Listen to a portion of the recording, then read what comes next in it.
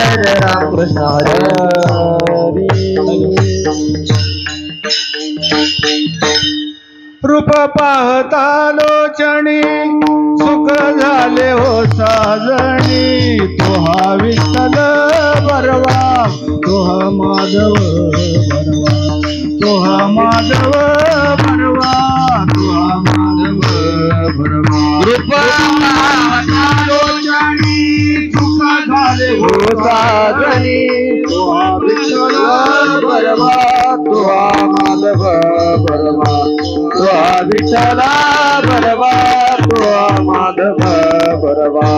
रूप पाहता लोचणी सुख झाले हो साजणी, तो हा विठ्ठल बरवा, तो हा माधव बरवा, तो हा माधव बरवा, तो हा आर पाहता लोचणी सुख झाले हो साजणी, तो हा विठ्ठल बरवा, तो हा माधव बरवा, तो हा विठ्ठल बरवा, तो हा माधव बरवा।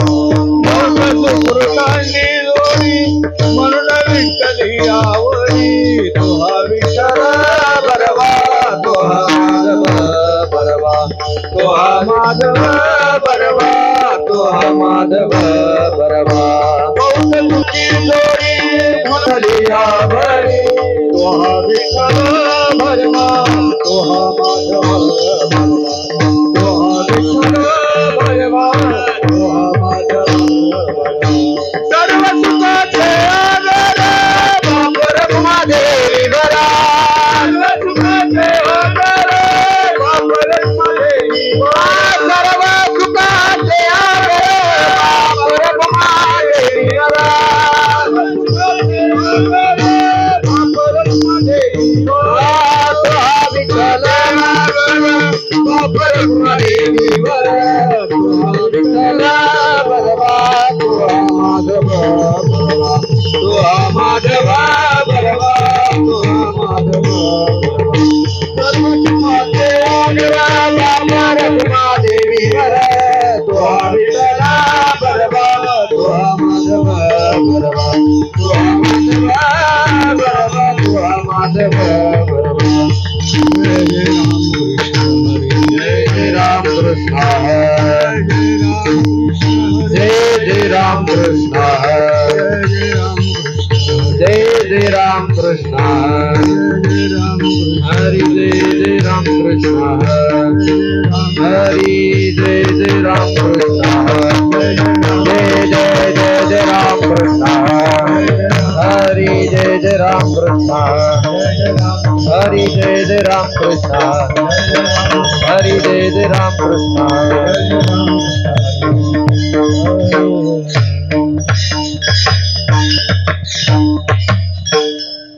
माझ्या विठोबाचा कैसा प्रेम भाव, माझ्या विठोबाचा कैसा प्रेम भाव, माझ्या विठोबाचा कैसा प्रेम भाव, माझ्या विठोबाचा कैसा प्रेम भाव। आपणाची देव होय गुरु, आपणाची देव होय गुरु, आपणाची देव होय गुरु।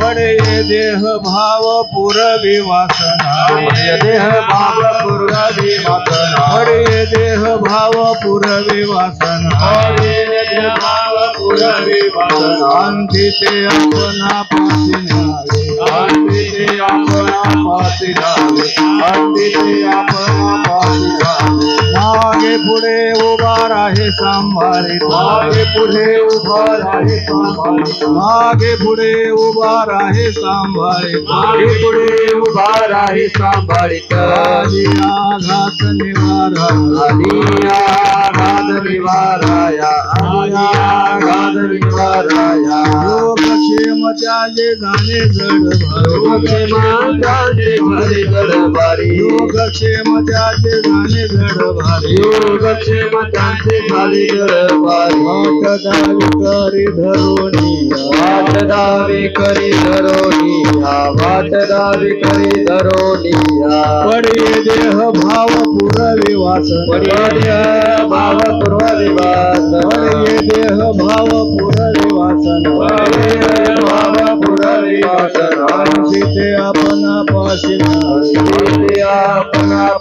न्यावे अंतिथे आपणापाशी न्यावे तुका म्हणे नाही विश्वास या म्हणे तुका म्हणे नाही विश्वास ज्या म्हणे तुका म्हणे नाही विश्वास ज्या म्हणे तुका म्हणे नाही विश्वास ज्या म्हणे पाहावे पुराणे विचारून पाहावे पुराणे विचारून पाहावे पुराणे विचारून पडे देह भाव पुरवे वासना पडे भाव पुरवे वासना पडे देह भाव पुरवे वासना पडे भाव पुरवे वासना तिथे आपणापाशी न्यावे तिथे आपणापाशी न्यावे तिथे आपणापाशी न्यावे जय विठोबार जय विठोबार कुमारी जय विठोबार जय जय विठोबार कुमारी जय विठोबार कुमार जय बार कुमार जय जय विठोबार कुमार जय जय विठोबार जय विठोबार कुमार जय जय विठोबार विठोबार कुमार जय जय विठोबार जय जय विठोबार कुमार जय जय विठोबार जय जय विठोबार कुमार जय जय जय जय विठोबार कुमार जय जय विठोबार विठोबार कुमार जय जय विठोबार कुमार जय जय जय जय विठोबार कुमार जय जय जय जय विठोबार कुमार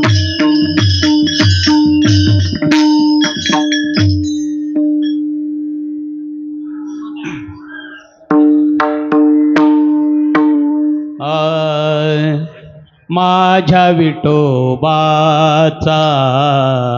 कैसा प्रेम भाव माझ्या विठोबाचा कैसा प्रेम भाव माझ्या विठोबाचा कैसा प्रेम भाव माझ्या विठोबाचा कैसा प्रेम भाव माझ्या विठोबाचा कैसा प्रेम भाव माझ्या विठोबाचा कैसा प्रेम भाव माझ्या विठोबाचा कैसा प्रेम भाव माझ्या विठोबाचा कैसा प्रेम भाव आपणची देवा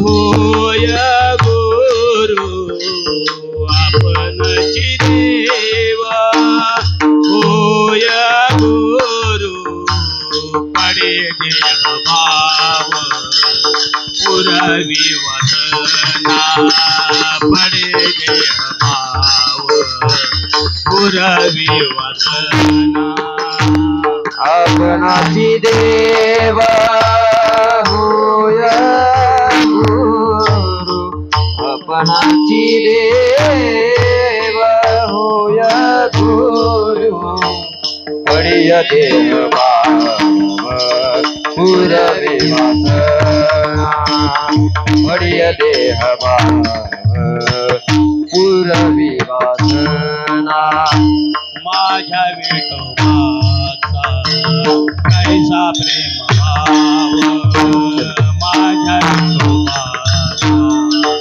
कैसा प्रेम भाव माझ्या विठोबाचा कैसा प्रेम भाव माझ्या विठोबाचा कैसा प्रेम भाव आपणची देवा होय गुरु आपणची देवा होय गुरु पडे देव भाव पुरवी वसना पडे देव भाव पुरवी वसना आपणाची देव होय गुरु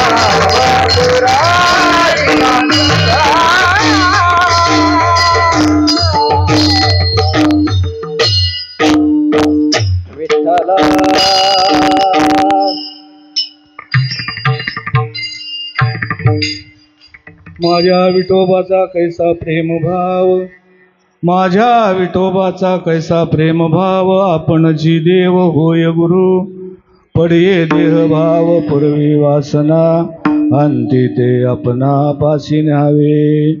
मागे पुढे उभा राहे सांभाळीत, मागे पुढे उभा राहे सांभाळीत, आली आघात निवारावे. पडिये देह भाव पूर्वी वासना, अंती ते आपणा पाशी न्यावे. योगक्षेम त्याचे जाणे जडभारी, योगक्षेम त्याचे जाणे जडभारी, वाट दावी करी धरुनिया. पडिये देह भाव पूर्वी वासना, अंती ते आपणा पाशी न्यावे. तुका म्हणे नाही विश्वास ज्या म्हणे, तुका म्हणे नाही विश्वास ज्या म्हणे, पहावे पुराणे विचारुनी. पडिये देह भाव पूर्वी वासना, अंती ते आपणा पाशी न्यावे. विठाला विठाला विठाला विठाला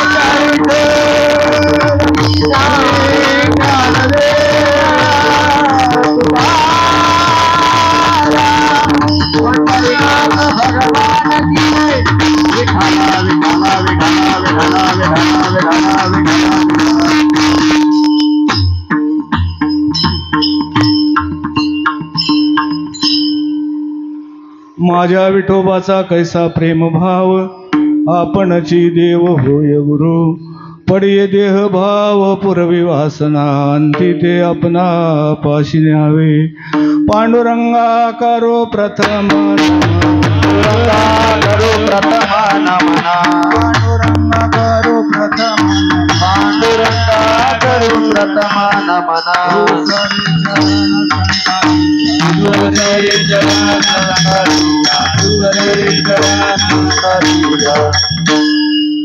पांडुरंगा करू प्रथम नमन दुसरे चरण संतांचिया त्यांच्या कृपादाने कथेचा विस्तारू बाबाजी सद्गुरु दास तुका ओम नमो ज्ञानेश्वरा करुणा करा दयाळा तुमचा अनुग्रह लादलो पावन झालो चराचरी महायोग पीठे तटे भीमरथ्याम वरम पुंडरीकाय दातुं मुनिन्द्रये समागत्य तिष्ठन्तमानन्द कंदम परब्रह्मलिंगम भजे पांडुरंगम शरण शरण हनुमंता तुम्हालो रामदूता काय भक्तीच्या त्या वाटा मज धावाव्या सुभाटा जयांचे केले स्मरण होय सकळ विद्येचे अधिकरण तेची वंदू श्री गुरुचरण ते नमस्कारो आता माझ्या विठोबाचा कैसा प्रेमभाव आपणची देव होय गुरु पडिये देह भाव पुरवी वासना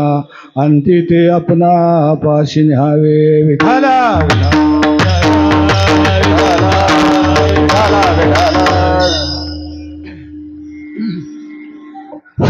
प्राप्त प्रसंगी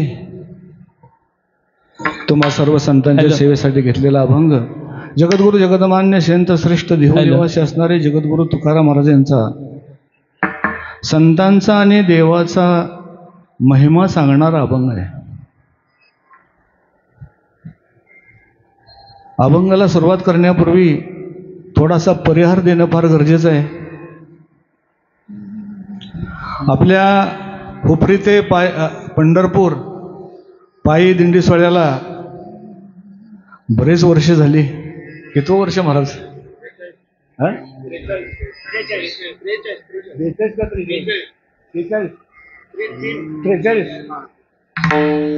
43 वर्ष झाली. या दिंडीबद्दल बोलायचं म्हटलं तर बरीच बसलेली मंडळी आहेत माझ्या अत्यंत परिचयाचे आहेत. कायतल्या मावल्या सुद्धा अशा आहेत की मला ओळखतात. ताई या समोरच्या लक्षात येत आहे का? तुमच्या म्हणतो मी, तुमच्या शेजारच्या येत आहे का? तिकडं तुमचं ते बघायला गेलो होतो आपण, तुम्ही आम्हाला नेलं होतं, आठवते का? आठवते. चला, कर्मधर्म संयोगानं तुम्हाला सांगायचं म्हणजे या दिंडीचा आणि माझा फार निकटचा संबंध आहे. मी ह्या दिंडीमध्ये माझ्या आधिपत्याखाली जवळजवळ 10 वर्षे दिंडी हे हुपरी ते पंढरपूर मी चालवलेली आहे. आणि ते चालत असताना जे सहकारी होते त्यातले बरेच सहकारी आज सुद्धा दिंडीमध्ये आहेत. हे फार मोठं आपल्या गावचं वैभव आहे, तुम्हाला सांगतो.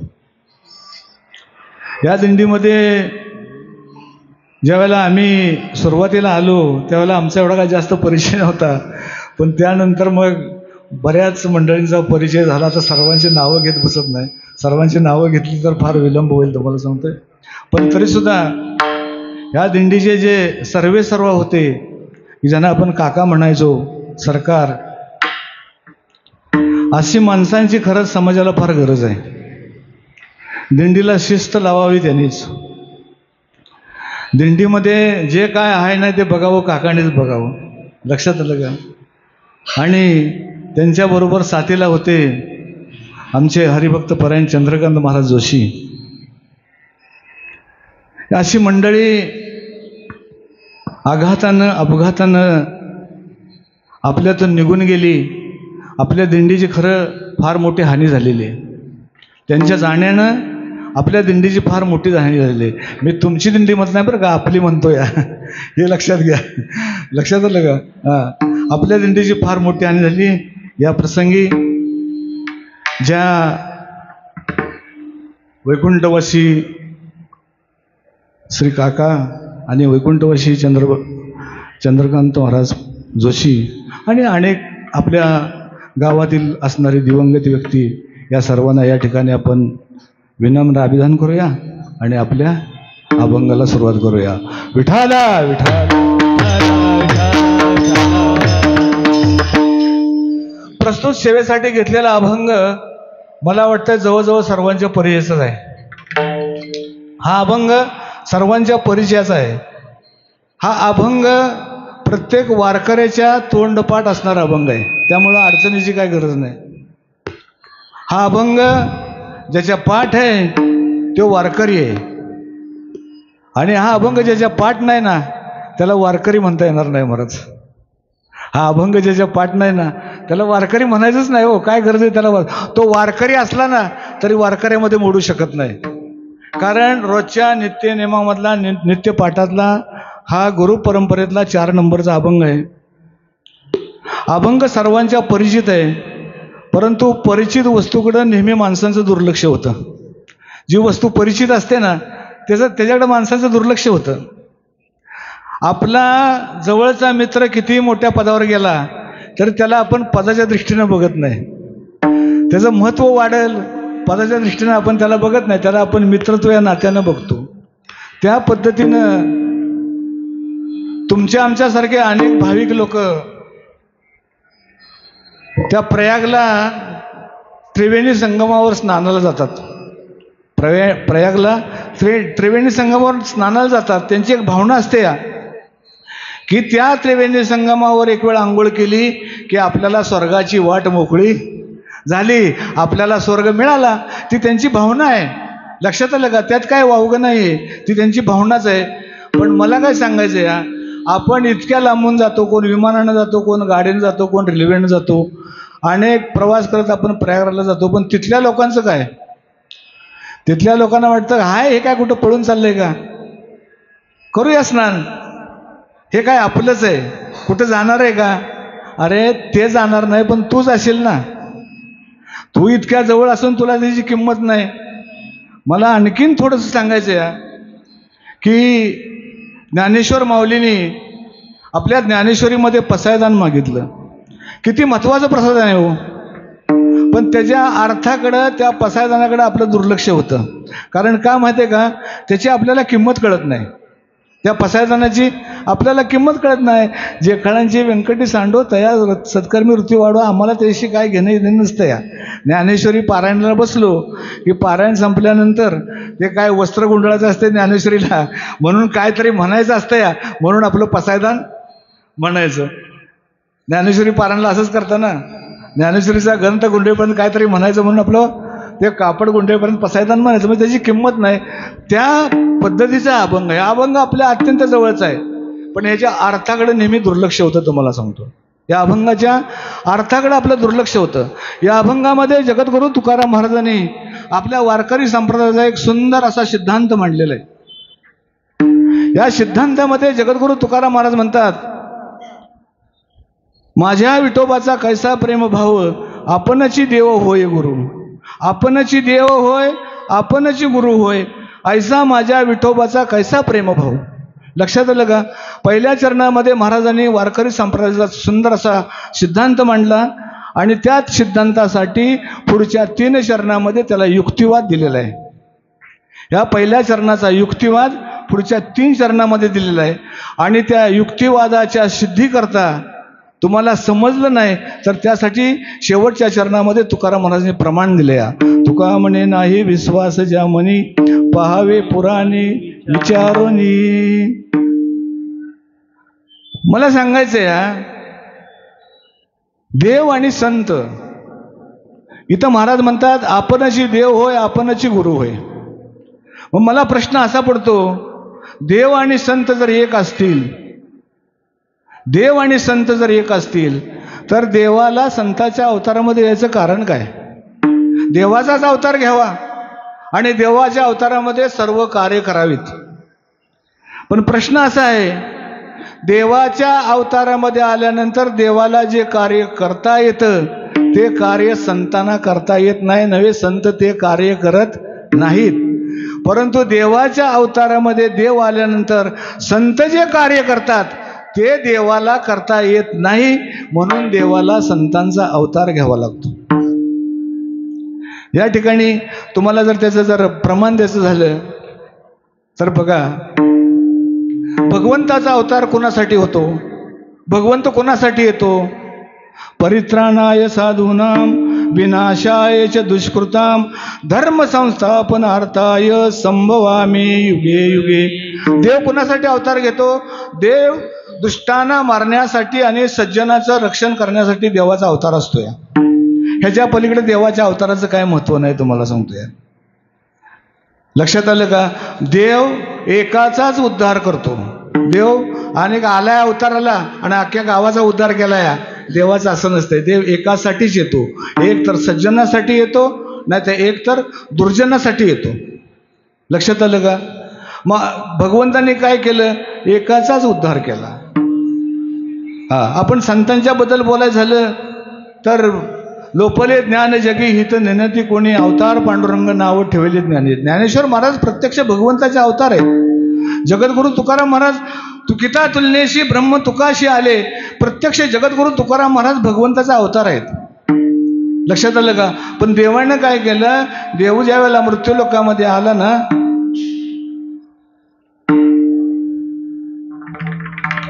विठाला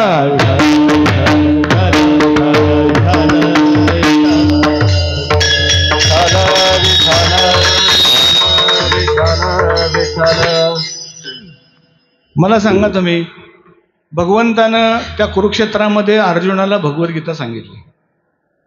अर्जुनाला भगवद्गीता सांगत असताना त्या ठिकाणी अर्जुन एकटाच अधिकारी होता का?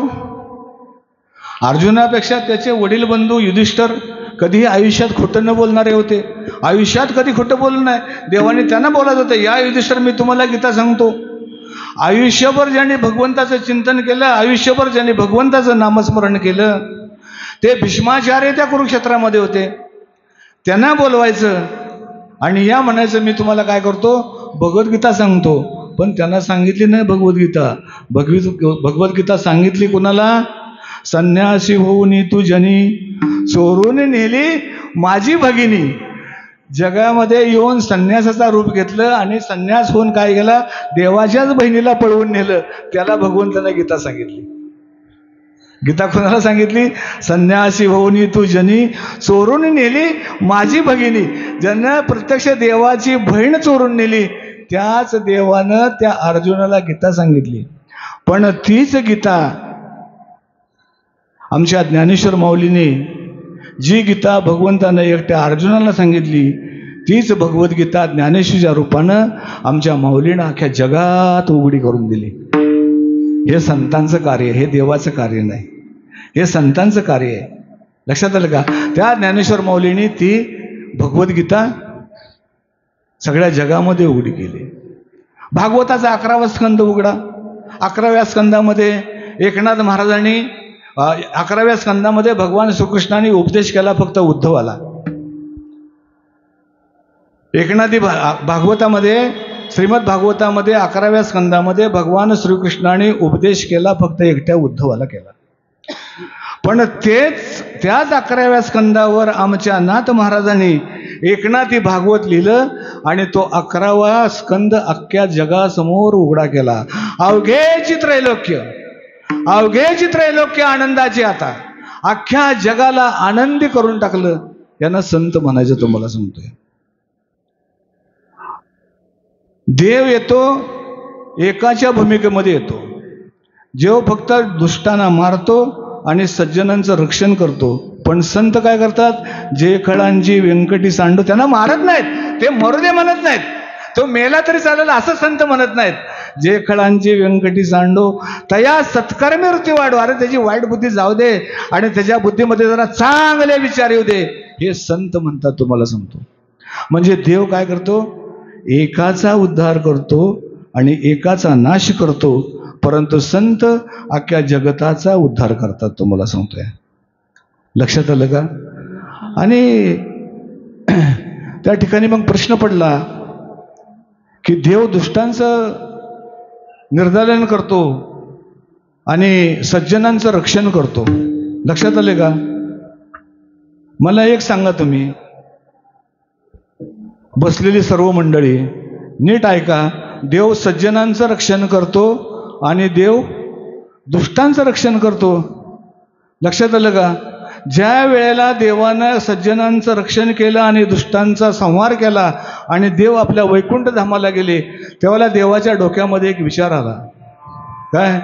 ज्ञानेश्वर माऊलीने आपल्या अमृतानुभवामध्ये दुसऱ्या अध्यायामध्ये पहिलीच ओवी आहे बघा. आता उपाय वनवसंतू आज्ञेचाचा आहे तंतू परी अमृतोची मृत्यू कारुण्याची. देव कसा आहे? कारुण्यमय आहे. देव जेव्हा वैकुंठामध्ये गेला ना, त्याच्या मनामध्ये कारुण्य निर्माण झालं की मी खाली गेलो, मी सज्जनांना मारलं, मी सज्जनांचं रक्षण केलं आणि दुष्टांना मारलं. लक्षात आलं का? पण देवाच्या नंतर मनामध्ये विचार आला की ह्या मृत्यूलोकामध्ये अजून एक वर्ग आहे, जो सज्जन पण नाही आणि तो दुर्जन पण नाही, असा एक वर्ग ह्या मृत्यूलोकामध्ये आहे. लक्षात आलं का? लय विचार करू नका. तुम्ही आम्ही ह्याच वर्गामध्ये मोडतो. तुम्ही आम्ही कसं आहे? ह्याच वर्गामध्ये मोडतो का? ह्यात अजून वेगळा कोण आहे? हा, देव सज्जनासाठी येतो. आपल्यापैकी इथं सज्जन कोण असेल तर त्यांना हात वर करा. आपल्यापैकी कोणी सज्जन असेल ना तर त्यांना हात वर करा, मी सज्जन आहे म्हणून. माहित आहे ना टेबलाखालनं किती पाणी गेले ते. कशाला स्वतःला सज्जन कोण म्हणून गेल? लक्षात आलं का? अगदी कीर्तनकारा सकट बरं का, कीर्तनकारा सकट, हे आमच्या सगळ्या टाळकऱ्यांच्या सकट कोण सज्जन असेल त्यांना हात वर करा, मी सज्जन आहे म्हणून. अहो सज्जन असतं तर देव तुझ्यासाठी आला असता. लक्षात आलं का? आणि खरं सांगू तुम्हाला, जो सज्जन आहे ना त्यानं कधीही हात वर करून सांगू नये मी सज्जन आहे म्हणून. जो हात वर करून सांगतो ना मी सज्जन आहे म्हणून, त्याच्या एवढा दुर्जन कोणी नसतो. या विठाला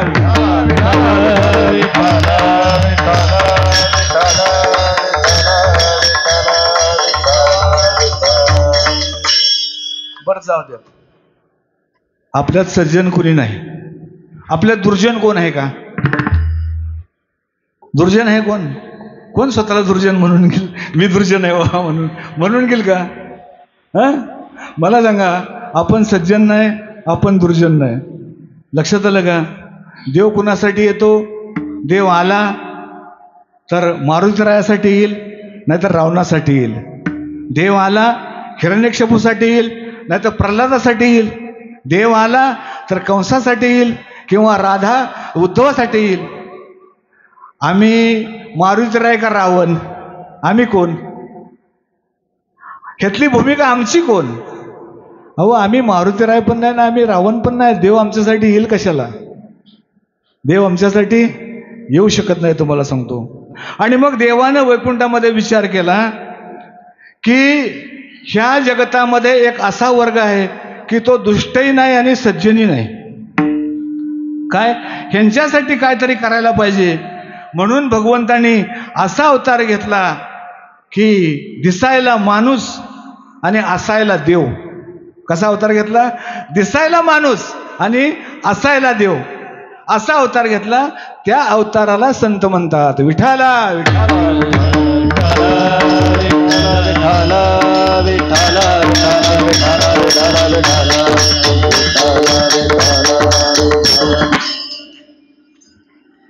देव एकाचा उद्धार करतो ना, तसे संत सुद्धा वेळ आली तर एकाचा उद्धार करतात. संत इतरांचा उद्धार करतातच, पण चुकून जर प्रसंग आला तर संत सुद्धा काय करतात? एकाचा उद्धार करतात. तुम्हाला सांगतो, जगद्गुरु तुकाराम महाराजांच्या चरित्रामध्ये ते अनगडशाह नावाच्या फकीराचं त्या ठिकाणी चरित्र आलेलं आहे. अनगडशाह अत्यंत पोचलेला फकीर होता बघा. फकीर होता. फकीर कुणाला म्हणायचं? फकीर हो के फिकीर करे. जो फकीर आहे फिकीर करतो. या कसला तो फकीर? जो फकीर हो के फिकीर करे वो साला गधा है. फकीर झाला आणि उद्याच्या जेवणाची संध्याकाळच्या जेवणाची फिकीर करतोय, आज तुला फकीर म्हणता येणार, तो गाढवात जमायस. लक्षात आलं का?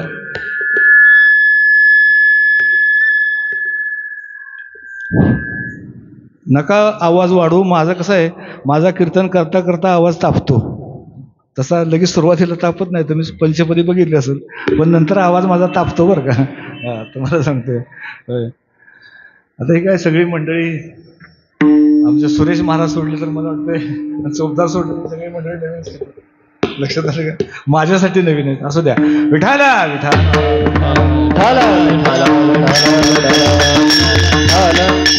मी काय सांगत होतो? फकीराचं सांगत होतो मी.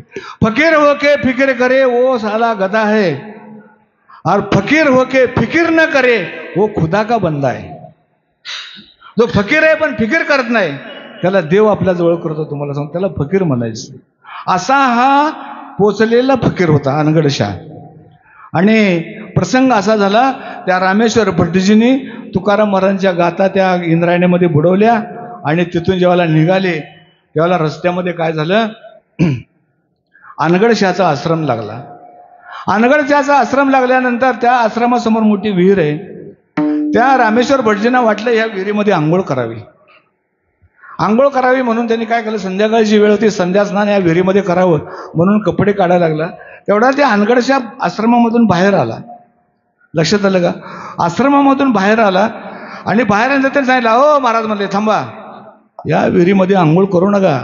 तुम्हाला आंघोळ करायची ना, पाणी बाहेर काढा आणि आंघोळ करा. कारण का, या विहिरीचं पाणी गावातील लोक पितात. हे पाणी लोकांच्या पिण्यासाठी, ह्याच्यामध्ये तुम्ही आंघोळ करू नका. पण ऐकला तर तो रामेश्वर भट कसला. लक्षात आलं का? रामेश्वर भट्टांनी त्याचं ऐकलं नाही, काय नाही, उतरला विहिरीत, आंघोळ केली. अनगडशाह आला, तो आतमध्ये पोहत होता. अनगडशाहनं वर्ण बघितलं, म्हणलं अभि ऐसे तैरते रहो, म्हणलं असाच पोहत राहा. शाप दिला अनगडशाहनं. ज्यावेळेला रामेश्वर भटजी पायरी चढून वर यायचे, अंगाची लाही लाही लाही लाही लाही व्हायची, पुन्हा पाण्यात जावं लागायचं. परत वर यायचे, पुन्हा लाही लाही व्हायच्या. अनगडशाहचा शाप होता. लक्षात आलं का? त्यांची शिष्यमंडळी बरोबर भरपूर होती. त्यांनी आपली सगळ्यांची उपारणी काय केली, भिजवली. आणि उपरणी भिजवून त्या रामेश्वर भटजींना अशी लपटली पाण्याची आणि त्यांना कुठपर्यंत नेलं, आळंदीपर्यंत नेलं. आळंदीमध्ये ज्ञानेश्वर माऊलींच्या समाधीसमोर रामेश्वर भटजी बसले. अहो, मोठे अधिकारी होते ते. लक्षात आलं का? 4 वेद मुखतगत असणारे रामेश्वर भट्ट होते. 4 वेद. आम्हाला वेद म्हणजेच काय माहित नाही अजून, आम्ही अजून बघायच नाही वेद कसला असतो आणि काय असतोय ते. लक्षात आलं का? पण 4 वेद मुखतगत असणारे रामेश्वर भटजी एवढे अधिकारी होते. ज्ञानेश्वरांच्या समाधीसमोर अधिष्ठान मांडलं. ज्ञानेश्वर महाराजांनी दृष्टांत दिलं, बाबा रे, मी ह्याच्यावर काय उपकार, मी ह्याच्यावर काय विलास करू शकत नाही. इथूनच जवळ देहू नावाचं गाव आहे आणि त्या देहू नावाच्या गावामध्ये तुकाराम नावाचे एक भगवत भक्त आहेत. त्यांच्याकडून जर काही इलाज झाला तर होऊ शकतो, किंवा मी ह्याच्यावर विलास करू शकत नाही. त्यावेळेला ज्याची चुकी केली होती, ज्याचा अपराध केला होता, त्याची पाय धरायची वेळ आली. जगद्गुरु तुकारामांच्या वह्या बुडवल्या होत्या अभंगाच्या. त्यांना फार छळलं होतं त्यांनी. आणि त्या छळण्याच्या प्रकारानं काय झालं, शेवटी रामेश्वर भटजींना तुकाराम महाराजांचे पाय धरायला लागले. रामेश्वर भटजी देहूमध्ये आले आणि तुकाराम महाराजांचं दर्शन घ्यायला लागले. तुकाराम महाराजांनी नुसता हात लावला. काय केलं?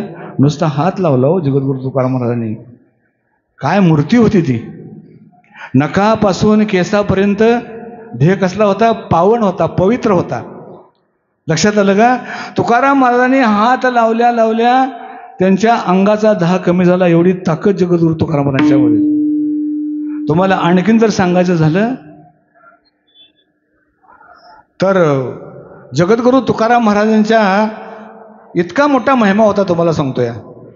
लक्षात आलं का? आणि हे त्याच्या अंगाचा दाह कमी झाल्यानंतर जगद्गुरु तुकाराम महाराज त्याला उपदेश करताना म्हणले, चित्त शुद्ध तरी शत्रुमित्र होती.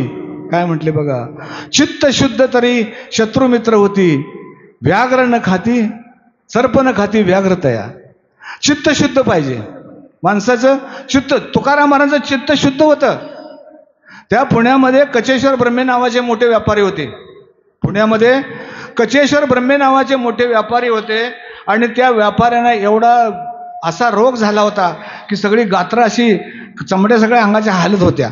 एवढा मोठा रोग झाला होता. फार मोठे श्रीमंत होते. त्यांनी बऱ्याच लोकांना विचारलं, याला काय करायचं, याला काय करायला पाहिजे इलाज. लोकांनी अनेक मार्ग सांगितले. कुणी सांगितलं अन्नदान करा, कुणी सांगितलं गोदान करा, भूदान करा. सगळं करून झालं पण अंगाचा दाह काय कमी झाला नाही. त्यावेळेला एकानं सांगितलं, बाबांनो रे, आता फक्त तुम्ही संतांच्या सानिध्यामध्ये राहा. संतांच्या सानिध्यामध्ये राहिला तर तुम्हाला बरं वाटेल. मग कुठल्या संतांच्या सानिध्यामध्ये राहू? मग त्यांना नाव कळलं जगद्गुरू तुकाराम महाराजांचं. त्याने ते पुण्यावरून लवाजमा सगळा देहूला आला. त्यावेळेला आमचे जगद्गुरू तुकाराम महाराज लोहगावला कीर्तनाला गेले होते. लोहगावला कीर्तनाला गेल्यानंतर त्या कचेश्वर ब्रह्म्यांना समजलं ते लोहगावला आले. आता एवढा मोठा श्रीमंतग्रस्त आला, या लक्षात आलं का? श्रीमंतग्रस्त आला म्हणजे लोकांनी जागा करून दिली त्यांना, आणि त्यांना जागा त्यांच्या कर्मधर्म संयोगानं तुकाराम महाराजांच्या पायाजवळ मिळाली. किती भाग्य बघा. तुकाराम महाराजांच्या पायाजवळ जागा मिळाली. आणि तुकाराम महाराज अभंगामध्ये एवढे तल्लीन झाले होते, कीर्तनामध्ये एवढे तल्लीन झाले होते. रामकृष्ण हरी रामकृष्ण हरी ह्या जपामध्ये तुकाराम महाराज एवढ्या मोठ्याने डोलत होते, एवढ्या मोठ्याने आपलं अंग हलवत होते की त्या कचेश्वर ब्रह्म्यांना वाटलं आता हे माझ्या अंगावर पडणार की काय. इतकं मोठ्याने ते अंग हलवायला लागले. आणि त्या कचेश्वर ब्रह्म्याच्या अंगावर पडणार असं कचेश्वर ब्रह्म्यांना वाटल्यानंतर त्या कचेश्वर ब्रह्म्यांनी फक्त तुकाराम महाराजांना हात लावला. हात लावल्या कचेश्वर ब्रह्म्याचे सगळे रोग निघून गेले. तुम्हाला सांगतोय, त्यांना संत म्हणायचं. लक्षात आलं का? जगाच्या कल्याणा संतांच्या विभूती, देह कष्टविधी परोपकारे. लक्षात आलं का? असा कचेश्वर ब्रह्म्याचा रोग बरा झाला हो. अशी वृत्ती कशी होती? शुद्ध होती. चित्त कसं होतं? शुद्ध होतं. आणि ही बातमी त्या अनगडशाला कळाली. म्हणला माझ्या शापावर इलाज करणारा कोण आहे असा? मी शाप दिला आणि त्या शापावर इलाज करतोय असा कोण आहे? मग त्याला नाव समजलं, बाबा तुकाराम महाराज नावाचे ग्रस्त आहे देहूमध्ये, आणि त्यांनी हा सगळं केलेलं आहे. मग आता तुकाराम महाराजांची ओळख नव्हती, तुकाराम महाराजांना ओळखायचं कसं काय? मग त्या अनगडशाच्या हातामध्ये एक कटोरा होता. त्या कटोऱ्याला त्यानं आज्ञा दिली, बाबा रे, जोपर्यंत तुकाराम महाराजच्या घरातलं ह्यात काय पडत नाही तोपर्यंत तू भरायचं नाहीस. सगळी गावं फिरत भिक्षा मागत आला आणि नेमका जगद्गुरू तुकाराम महाराजांच्या घरासमोर आला. तुकाराम महाराजांच्या घरासमोर आल्यानंतर भिक्षाम देही म्हणल्यानंतर जिजामाऊली आतमध्ये जळत होती. ती 4 वर्षाची भागीरथी त्या ठिकाणी उभी होती. भिक्षाम देही म्हटल्यानंतर आता ती 4 वर्षाची भागीरथी तिनं असं वंजडीमध्ये जरासं पीठ घेतलं. आय रागवली. काय आय रागवली हो, कारण ह्यांनाच खायला नाही, आणखीन भिकाऱ्यांना कुठलं द्यायचं? तुकाराम महाराजांना सगळे आवडायचे महाराज, भिकारी अजिबात आवडत नव्हते बरं का. जगद्गुरू तुकाराम महाराज भिक्षा पात्र घेणे जळ जिने लाजिरवाणे. तुकाराम महाराजांना भिक्षा मागणं आवडत नव्हतं, तुम्हाला सांगतोय. लक्षात आलं का? त्या भागीरथीनं असं, आता त्या 4 वर्षाच्या मुलीची किती वंदळ असणार आहे बघा. आणि त्या भागीरथीनं ते पीठ जरासं घेतलं आणि चालत आली, जरा उमऱ्याला ठेसकळली, जरा पीठ सांडलं खाली, तशीच आली आणि त्या अनगडशाच्या कटोऱ्यामध्ये असा नुसता हात झाडल्या कटोरा भरभरून व्हायला लागला. कटोरा भरभरून व्हायला लागल्यानंतर ते ओरडायला लागलं, तुकाराम तुकाराम तुकाराम तुकाराम. ती म्हणली, मी नाही, माझं बाबा. तुकाराम मी नाही. तुकाराम कोण आहेत? माझे बाबा आहेत. मग कुठे आहेत? ते गेले म्हणले डोंगराव भजनाला. ते गेले डोंगराव भजनाला. आणि त्या ठिकाणी मग अनगडशहा तुकाराम महाराजांचा शोध घेत त्या डोंगरावर गेले. तुकाराम महाराजांनी त्यांचा उद्धार केला. लक्षात आलं का? मला काय सांगायचं, या संत देवरूपानं कसे असतात? देव एकाचा उद्धार करतो. संत सुद्धा आपल्या आयुष्यामध्ये वेळ आली तर एकाचा उद्धार करू शकतात. त्या पद्धतीनं अनगडशाचा उद्धार केला. आणि त्यावेळेला अनगडशाच्या मुखामधून एक दोहा निघाला. अनगडशाच्या मुखामधून एक दोहा निघाला. तुका तुका रामसे. काय म्हणतो बघा? तुका तुका रामसे, दो नाम एक अंग. कोणाबरोबर तुलना केली? प्रभू रामचंद्रांच्या बरोबर तुलना केली बघा. अनगडशानं तुकाराम महाराजांची तुलना प्रभू रामचंद्रांच्या बरोबर केली. तुका तुका रामसे, दो नाम एक अंग. नाव 2 आहेत पण देह कसा आहे? एकच आहे. तुका तुका रामसे, दो नाम एक अंग. उनका से तू भंग गया, इनका से तू अभंग. विठाला विठाला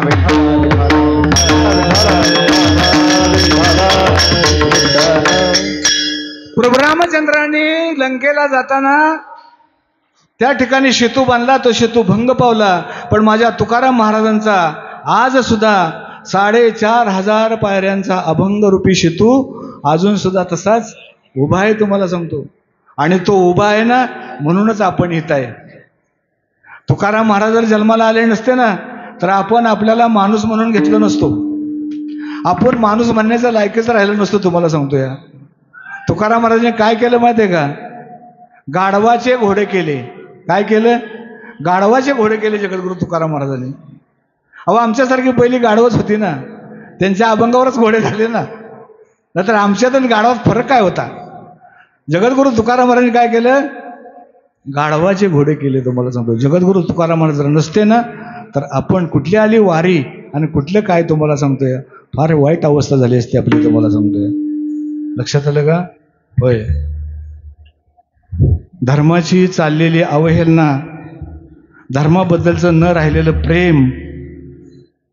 लक्षात आलं का? ज्या धर्मामध्ये जन्माला आलो त्या धर्माचा अभिमान राहिला नाही. वाडवडिलांनी जी संस्कृती दिली त्या संस्कृतीचा आम्ही आमच्या हाताने ऱ्हास केला. लक्षात आलं का?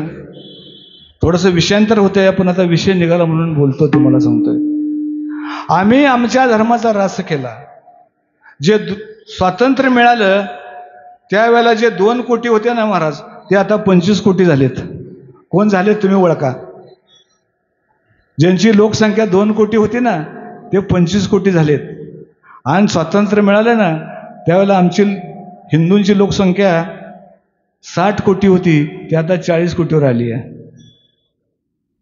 हम दो हमारे दो. नवीन लग्न झालं की एकच मूल पाहिजे, दुसरं नको. धर्माचा जो ऱ्हास व्हायला चाललाय. खरं आज कीर्तनामध्ये प्रवचनामध्ये हे मुख्य माध्यम पाहिजे. काय त्या सासूसुनाच्या गोष्टी ऐकायच्या? अरे धर्म कुठे चाललाय बघा ना. लक्षात आलं का? पहिल्या महिलांच्याकडे बघितलं एवढं 2 बोटासारखं मोठाच्या मोठा कुंकवाचा टिळा असायचा. असायचा का नाही? कुंकवाचा टिळा असायचा. गेलं कुंकू, ती टिकली आली.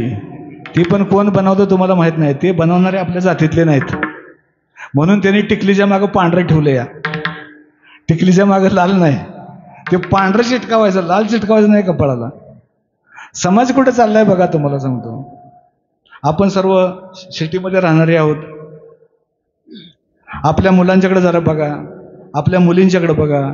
मुली कुठं चालल्यात, मुलं कुठं चालल्यात? लक्षात आलं का? कॉलेजच्या गेटवर जरा उभं राहून बघा. एका जर मुलीने वेणी घातली असली ना तर मी हे कीर्तन करायचं सोडून देईन. तुम्हाला सांगतो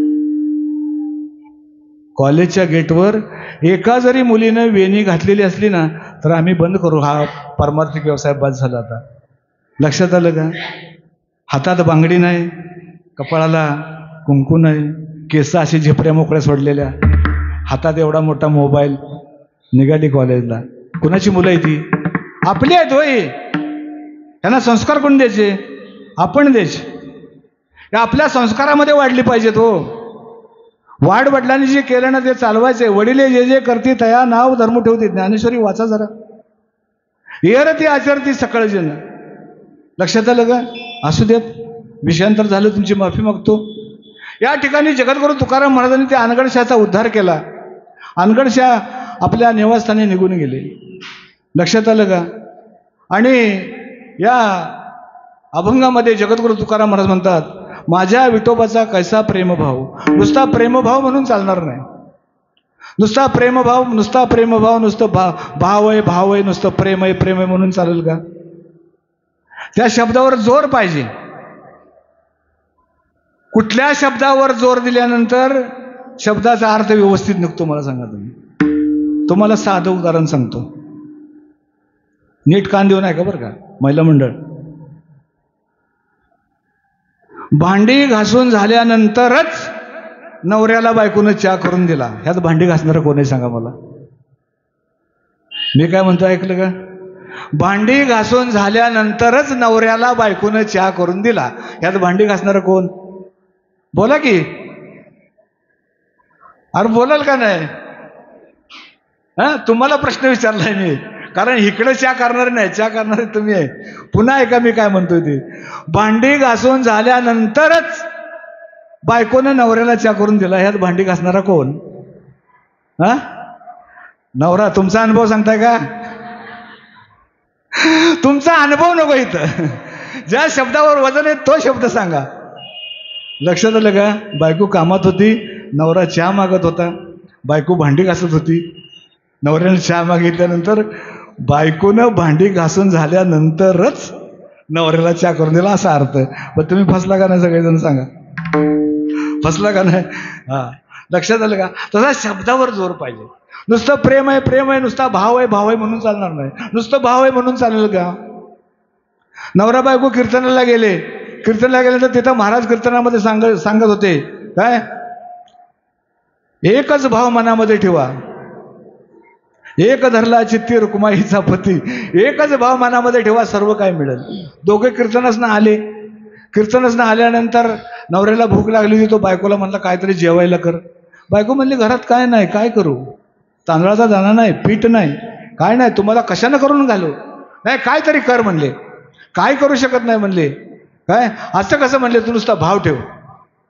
भाव ठेवला की तांदूळ आपोआप घरात येतील. काय तू फक्त भाव ठेव. बायको हुशार होती, ती पण कीर्तनाला गेली होती. ती म्हणली तांदळाचा आणि गव्हाचा पिठाचा भाव ठेवण्यापेक्षा माझं पोट भरलं एवढा भाव ठेवा ना, सगळा विषय संपून जातोय. माझं पोट भरलंय म्हणा, काय तांदळाची पिठाची काय गरज नाही. पण नुसता भाव असून चालत नाही, तसं नुसतं प्रेम असून सुद्धा चालत नाही. नुसतं प्रेम आहे प्रेम आहे प्रेम आहे चालतंय का? नाही चालत. हो नुसतं म्हणलं प्रेम आहे प्रेम आहे प्रेम आहे प्रेम आहे, कसलं प्रेम आहे? हां, बायको नवऱ्याला म्हणली तुमच्यावर माझं लय प्रेम आहे. मग काय करू? काय नाही म्हणलं, तेवढा फळीवरचा टोप काढून घ्या. टोप काढल्यानंतर बायको म्हणली तुमच्यावर माझं लय प्रेम आहे, त्याला गॅसवर ठेवा. ठेवला बिचारण. परत बायको म्हणली तुमचं माझ्यावर जास्त प्रेम आहे, काय करा म्हणली, गॅस पेटवा. पेटवला गॅस. तुमच्यावर माझं जास्त प्रेम आहे, त्याच्यामध्ये पाणी टाका. टाकलं पाणी. तुमच्यावर माझं जास्त प्रेम आहे, त्याच्यामध्ये साखर टाका. टाकली साखर. तुमच्यावर माझं जास्त प्रेम आहे, त्याच्यामध्ये चहा पावडर टाका. टाकली पावडर. तुमच्यावर माझं जास्त प्रेम आहे, त्याला जरा उकळू द्या. उकळलं. तुमच्यावर माझं जास्त प्रेम आहे, कपात गाळा. गाळला. तुमच्यावर माझं जास्त प्रेम आहे, मला आणून द्या. दिला. आणून दिल्यावर म्हणली उरला तर तुम्ही घ्या. विठाला विठाला नुसतं प्रेम आहे प्रेम आहे, नुसता भाव आहे भाव आहे म्हणून चालत नाही. तुम्हाला सांगतो या ठिकाणी प्रेमभावाला वजन देणारा एक शब्द या अभंगामध्ये, माझ्या विठोबाचा कैसा प्रेमभाव. पुढं महाराज, पुढं काय? आपण बघा, लक्ष पाहिजे. आपणची होय गुरु. गुरु म्हणू नका हो, मी तुम्हाला एक शब्द विचारला, माझ्या विठोबाचा कैसा प्रेमभाव. पुढं आपणची. इथं थांबा. प्रेमभावाला आपणची या शब्दाचा जर जोड लागली तर प्रेमभावाची किंमत कळते, नाहीतर किंमत कळत नाही. तुम्हाला मी पटवून सांगतो. घरामध्ये आई आहे, लहान मूल आहे. आई स्वयंपाक करते आणि लहान मूल रडायला लागलं. घरात दुसरं कोणी नाही आहे. लहान मूल रडायला लागल्यानंतर त्या रडण्याच्या मुलाचा आवाज, रडणाऱ्या मुलाचा आवाज आईला गेला. आईला गेल्यानंतर आई काय रस्त्याला माणसाला सांगेल का माझं मुलगा रडतंय बघा म्हणून? हां, हातातलं सगळं काम सोडून कशी जाईल? आपणची. खरा प्रेमभाव आहे. आपणची जाईल. खरा प्रेमभाव आहे ना. खरा प्रेमभाव असल्यामुळं आपणची जाईल. आणखीन तुम्हाला थोडंसं पटवून सांगतो. एक दिवस गोकुळाष्टमीचा सण आला होता. त्यावेळेला ते अकबर बिरबलांचं राज्य होतं. गोकुळाष्टमीचा सण आला होता आणि काय झालं, ते बिरबलांनी अकबराजवळ गोकुळाष्टमीला सुट्टी मागितली. म्हणले देवा, आमचा उद्या सण आहे, उद्या आमच्याकडे देव येणार आणि आम्हाला सुट्टी पाहिजे. उद्या आमच्याकडे कीर्तन आहेत, प्रवचन आहेत, भजनं आहेत, सगळे कार्यक्रम आहेत आणि मला सुट्टी पाहिजे. त्यावेळेला अकबर महाराज म्हणला, हा बिरबल, ज्याच्या येण्यानं कामं होतात तो मोठा का ज्याच्या नावानं कामं होतात तो मोठा? पडला प्रश्न आपल्याला. याचा कधी मग आमचं काम करायचा आणि नुसतं नावानं काम होतं या, मोठा कोण? लक्षात आलं का? अहो नुसतं नाव घेतलं की येतंय हो, काय जायची गरज नाही. आतापर्यंत कुठला आमदार खासदार कधी रेशनिंगच्या लाईनीला तुम्ही बघितलाय का? बघितलाय? कुठला आमदार खासदार गेलाय तो कधी काय किराणा माल आणायला गेलाय का दुकानात? त्याचा नुसतं नावाने येतंय हो. आमचं तसं नाही. आम्हाला जर फोडणीला मोहरी लागली तर मोहरी आणायला आम्हाला जावं लागतं. या आमदार खासदारांना काय फोडणी लागत नाही का? आम्हाला फक्त मोहरीची लागते. त्यांना कशा कशाच्या फोडण्या लागते ते आपल्याला काय माहीत? आपल्याला काय माहीत आहे का आमदार खासदारांना कुठल्या कुठल्या फोडण्या लागतात ते? लक्षात आलं का? होय. बिरबल म्हणला महाराज असू द्या म्हणला, तुमचं सगळं ठीक आहे म्हणला, पण मला सुट्टी द्या म्हणला. बिरबलांनी सुट्टी घेतली आणि गेला घरी. कार्यक्रम झाला सगळा मस्तमध्ये आणि बिरबल दुसऱ्या दिवशी दरबारामध्ये गेल्यानंतर असेच 8-15 दिवस निघून गेले. श्रावण महिना होता. यमुना नदीला भरपूर पाणी आलं होतं. यमुना नदीला भरपूर पाणी आलं होतं आणि भरपूर पाणी आल्यानंतर त्या ठिकाणी बिरबलांनी एक प्रस्ताव ठेवला अकबरासमोर. म्हणले महाराज, यमुनेला भरपूर पाणी आलं या, तुमची मंडळी आमची मंडळी काय परत आणखीन कोण मंत्रीच असतील तर त्यांच्या मंडळात त्यांची मुलं बाळं आपण काय करूया, विहार करायला जाऊया यमुनेमध्ये. अकबर बादशाह तयार झाला. 5-50 नावा सजवल्या, सगळे बसले. बिरबलानं काय केलं, एवढा मोठा धोंडा घेतला आणि आपल्या नावेमध्ये ठेवला. आता अकबराचा पोरगा आणि बिरबलाचा पोरगा समवयस्क होते. बिरबल अकबराला म्हणलं महाराज, तुमचा मुलगा माझा मुलगा एका वयाचा आहे, माझ्या नावे तुमच्या मुलाला बसू द्या, तो काय करेल, दोघंजण गप्पा मारतील, प्रवास त्यांचा चांगला होईल. अकबरानं त्याचा मुलगा बिरबलाच्या नावेमध्ये बसवला. आता नावा ज्यावेळेला यमुनेच्या मध्यावर गेल्या त्यावेळेला बिरबलानं काय केलं, तो धोंडा नावेतला उचलला आणि पाण्यामध्ये टाकला आणि राजकुमार पडला, राजकुमार पडला, राजकुमार पडला म्हणून मोठ्यानं आरोळी ठोकली. ही आरोळी राजाच्या कानावर गेल्यानंतर राजकुमार पडला पडला म्हटल्यानंतर राजाने लगेच नदीमध्ये उडी टाकली. खाली बघतो तर एवढा मोठा धोंडा. वर आला. बिरबलराव लय रागवला. अशी काय थट्टा करायची असते का? हे काय चांगलं आहे का? हे आहे का? ते आहे का? बिरबलांनी शांत केलं. म्हणले महाराज असू द्या म्हणले, चुकी झाली, शांत व्हा म्हणले. कपडे बिपडे बदलल्यानंतर अकबराचा राग काय उतरला नव्हता. लक्षात आलं का? थोडीशी शांत झाल्यानंतर बिरबलाने महाराजांना प्रश्न केला. म्हणले महाराज, तुमचा मुलगा नदीमध्ये पडला, तुमचा मुलगा नदीमध्ये पडल्यानंतर तुम्हाला उडी मारायची काय गरज होती? तुमचं नाव किती मोठं आहे, तुमच्या नावानं सगळी कामं झाली असती ना.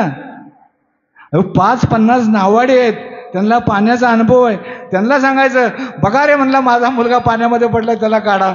असं कसं म्हणला, माझा मुलगा आहे म्हणून म्हणला मला आपणच जावं वाटलं. बिरबल म्हणला आमचा देव तसाच आहे, तो कुणाची वाट बघत नाही, तो काय करतो, आपणच येतो. कसा येतो? आपणच येतो, दुसऱ्याची वाट बघत नाही तो. लक्षात आलं का? होय. म्हणून जगद्गुरु तुकाराम महाराज यामध्ये अपंगामध्ये आपल्याला सांगतात, पडिये देह भाव पूर्वी वासना, अंती ते आपणापाशी आपणची नाही. आपणची शब्दाचा युक्तिवाद बघा. पडिये देह भाव पूर्वी वासना, अंती ते आपणापाशी न्यावे. काय? आपणची. मागे पुढे उभा राहे संभाळीत, आलिया आघात निवाराया आपणच. दुसऱ्या कोणाला सांगत नाही देव की तू जा म्हणून, मी स्वतः देव उडी घालून येतो. योगक्षेम त्याचे जाणे जड भारी, वाट दावी करी धरून या आपणची. लक्षात आलं का? म्हणून जगद्गुरु तुकाराम म्हणतात, माझ्या विठोबाचा कैसा प्रेमभाव, आपणची देव होय. गुरु अभंगाचं पहिलं चरण. माझ्या विठोबाचा कैसा प्रेम भाव, माझ्या विठोबाचा कैसा प्रेम भाव, माझ्या विठोबाचा कैसा प्रेम भाव, माझ्या विठोबाचा कैसा माझ्या विठोबाचा कैसा प्रेम भाव, माझ्या विठोबाचा कैसा प्रेम भाव, माझ्या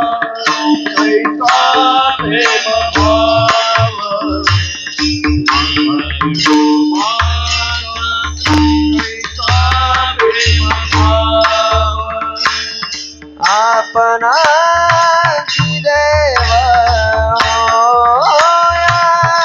गुरु, आपणाची देव गुरु, पर्यदेह भाव पुरवी वासना पर्यदेह भाव पुरवी वासना देव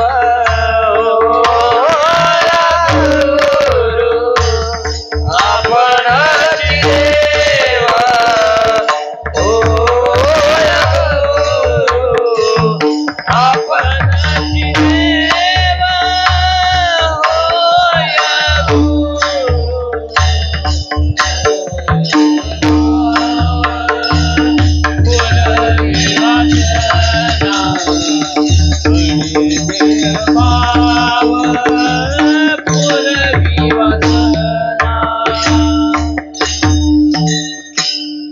जगद्गुरु तुकाराम माझ्या विठोबाचं म्हणतात. माझं माझं कुणाला म्हणावं? लक्षात आलं का? अभंगाचा विशेष आहे. माझं कुणाला म्हणावं? माझं कोण आहे जगतामध्ये? जगद्गुरु तुकाराम म्हणतात की माझ्या विठोबाचा, तसं तुमचं आमचं माझं कोण आहे? एक तर देवाला माझं म्हणावं, नाहीतर संतांना माझं म्हणावं. दुसऱ्यांना माझं म्हणून काय उपयोग नाही हो. लक्षात आलं का? ज्ञानेश्वर माऊली म्हणतात, माय बाप बंधू बहिणी कोणी न पवती निर्वाणी, इष्ट मित्र स्वजन सखे येतो सुखाची मांडणी, एकला मी दुःख भोगी कुंभ पाक जाचनी, तेथे कोणी सोडवे ना एका सद्गुरु वाचोनी. संताशिवाय आणि देवाशिवाय या मायारूपी संसारातून आपल्याला सोडवणारं कोणी नाहीये. आपण बायको माझी म्हणतो, पोरं माझी म्हणतो, संसार माझा म्हणतो, पण ज्याला माझं म्हणायचं ना त्याला माझं म्हणत नाही. एक तर देवाला माझं म्हणावं, नाही तर एक तर संतांना माझं म्हणावं. तुम्हाला सांगतो, जगद्गुरु तुकाराम महाराज देवाला माझं म्हणतात, देवाला माझं म्हणतात. मग आम्हाला प्रश्न पडला, तुम्ही देवाला माझं कसं काय म्हणताय? लक्षात आलं का? माझं म्हणजे हे संबंध दाखवते. आपल्या व्याकरणामध्ये बघितलं तर प्रथमा, द्वितीया, तृतीया, चतुर्थी, पंचमी, षष्ठी, सप्तमी. जो षष्ठी आहे ना, षष्ठी ते संबंध दाखवते. आता कुणाला व्याकरणाचं माहिती आहे काय? शाळा सोडून किती वर्ष झाली का? तुम्हाला माहित आहे रे बाबा. षष्टीचे प्रत्यय काय सांगा बरं? हो रे, शाळेत आहे ना. षष्टीचे प्रत्यय काय सांगा बरं? षष्टी विभक्तीचे प्रत्यय काय आहेत? आहे का तुम्हाला माहित कोणाला? करेक्ट, एक नंबर. ह्याला म्हणायचं तल्लक बुद्धी. षष्टी हे संबंध दाखवते. षष्टीचे प्रत्यय आहेत चा, ची, चे, चे, च्या, ची. आता काय आपण व्याकरण शिकून भरपूर झाला आणि ही व्याकरणाची वेळ नाही, कदाचित ही शिकरणाची वेळ असू शकते. व्याकरणाची वेळ असू शकत नाही, तुम्हाला सांगतो. असू द्या. आता समजा च, मग आपण शेतामध्ये गेलो तर मीच शेत आहे म्हणतो का? का माझं म्हणतो? माझं म्हणतो. म्हणजे षष्टी काय दाखवते? संबंध दाखवते. तुम्हाला सांगतो. लक्षात आलं का? विशेष संबंधाला सामान्य संबंधाची जोड लागल्याशिवाय संबंध पूर्ण होत नाही. काय थोडंसं व्याकरणातलं आहे पण सांगून जातो. विशेष संबंधाला सामान्य संबंधाची जोड लागल्याशिवाय संबंध पूर्ण होत नाही. तुम्हाला सांगतो. रात्रीचे 2 वाजले, विचार करून चला. रात्रीचे 2 वाजले आणि खटखट खटखट कोणी दरवाजा वाजवला. वाजवल्या लगेच उघडता का? दरवाजा रात्री 2 वाजता कोणी वाजवला तर लगेच उघडाल का? आतनं आवाज येईल, कोण आहे?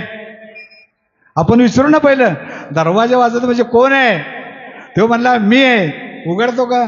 मी कोणी पण असू शकतो, चोर असू शकतो, आपल्याला मारायला आलेला असू शकतो, दरोडेखोर असू शकतो, कोणी पण असू शकतो. मी म्हणल्यावर सुद्धा दरवाजा उघडत नाही. मग आपण म्हणतो मी कोण? म्हणतो मी तुमचा मेहुणा आहे.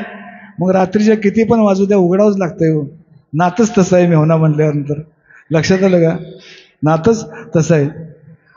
अनेक प्रसंग येतात, तुम्हाला सांगतो. लक्षात आलं का?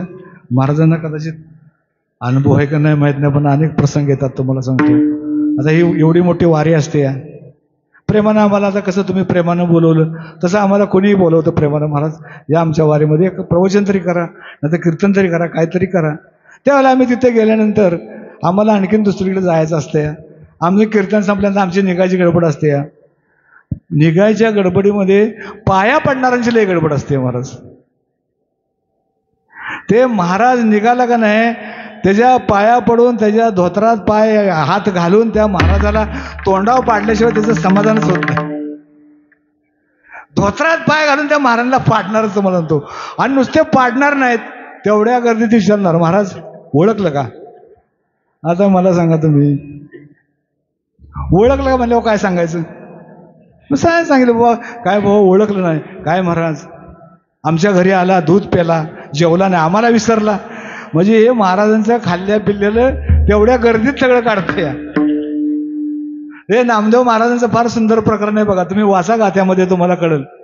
नामदेव महाराजांच्या वेळेला सगळे संत मंडळी ते चेक करायला आलते ना, ते गोरोबा काकांनी ते थापडलं डोक्यावर आणि म्हणले मडकं कच्चं आहे. ते गेलं देवळामागं लपलं. देवळामागं देवाच्या मागं लागलं. देवाला म्हणते, देवा ते संत येतील, मला मागतील, पण खादल्या पिदल्याचे राखेबा स्मरण. देवाला खायला घातलं तर नामदेव महाराजांनी, ते देवाला म्हणते, देवा खाल्ल्या पिदल्याचे राखेबा स्मरण, खाल्ल्या पिल्ल्याचं काहीतरी स्मरण ठेव आणि मला लपव. छान सुंदर प्रकरण तुम्हाला सांगतो. ह्याच्यावर एक पर्याय शोधला. असाच प्रसंग आला. ते म्हणलं महाराज ओळखलं का नाही? काय? हां ओळखलं. कोण आहे सांगा बरं. काय सांगायचं? ओळख नाही म्हटली तरी आडवं, ओळखलं तरी आडवं. लक्षात आलं का? म्हणजे त्या सामान्य संबंधाला, विशेष संबंधाला सामान्य संबंधाची जोड लागली पाहिजे. तसं तुकाराम महाराज म्हणतात, माझ्या विठोबाचा. तुकाराम तुम्ही माझा म्हणताय, पण तुम्ही कोण? तुमची ओळख सांगा ना. तुम्ही देवाला माझं म्हणताय, पण तुम्ही कोण? त्यावेळेला जगद्गुरू महाराज पुन्हा त्या 3 चरणाकडे वळतात. तुम्हाला सांगतो. आणि जगद्गुरू तुकाराम म्हणतात की मी कसा आहे, दुर्बल आहे मी, माझ्या सगळ्या भावना जाणणारा तो देव आहे, मी दुर्बल आहे, शक्तिहीन आहे मी. लक्षात आलं का? म्हणून जगद्गुरू तुकाराम म्हणतात की मी कसा आहे, शक्तिहीन आहे, दुर्बल आहे. म्हणून देव काय करतो, पडिये देहभाव पूर्वी वासना अंती ते आपणापाशी नव्हे. माझ्या सगळ्या वासना पुरवणारा, माझं सगळं बघणारा कोण आहे? देव आहे. आणि अंतत्व अंतगत्वाला नेणारा सुद्धा माझा देव आहे. म्हणून विठोबा कोणाचा आहे? माझा आहे. छाती टोकून सांगतात, विठोबा कोणाचा आहे? माझा आहे म्हणतात. पुन्हा समाधान नाही झालं. पुन्हा जगद्गुरू तुकाराम म्हणतात, बाबांनो रे, तो माझ्या मागेही मला सांभाळतो आणि मला पुढे सांभाळतो. मी असा अनाथ आहे. मी कसा आहे? अनाथ आहे. तो मला मागे सांभाळतो आणि मला पुढे सांभाळतो. मी तवा अनाथ अपराधी, मी तवा अनाथ अपराधी, सर्वमती मंद बुद्धी,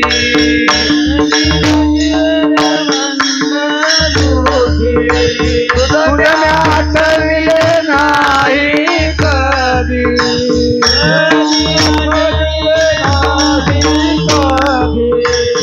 माझे कृपा निधी माय बाबा, नाही ऐकिले राहिले गीत,